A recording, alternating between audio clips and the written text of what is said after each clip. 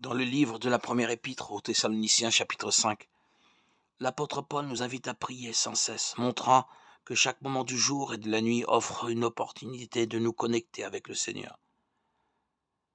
L'heure de minuit est un moment très important à cet égard. C'est un moment de profonde obscurité, mais aussi de recommencement. Le roi David le savait bien, c'est pourquoi dans le psaume 119, il a dit « Les pièges des méchants m'environnent, je n'oublie point ta loi.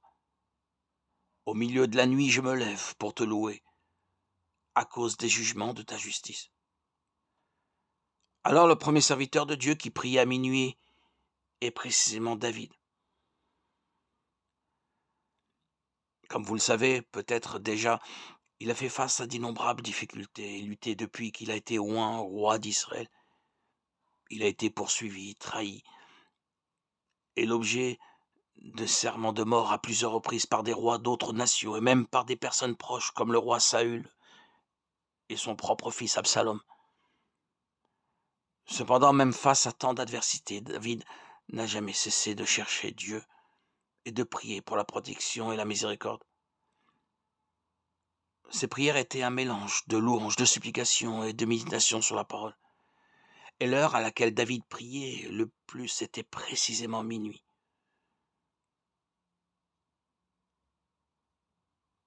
Cela s'expliquait par le fait que c'était un moment de silence et de réflexion, offrant l'occasion de regarder à l'intérieur de soi et de parler ouvertement avec le Seigneur.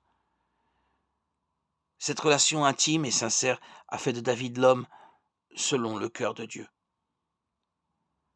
En retour, David a expérimenté la grâce, la puissance et la bonté du Seigneur.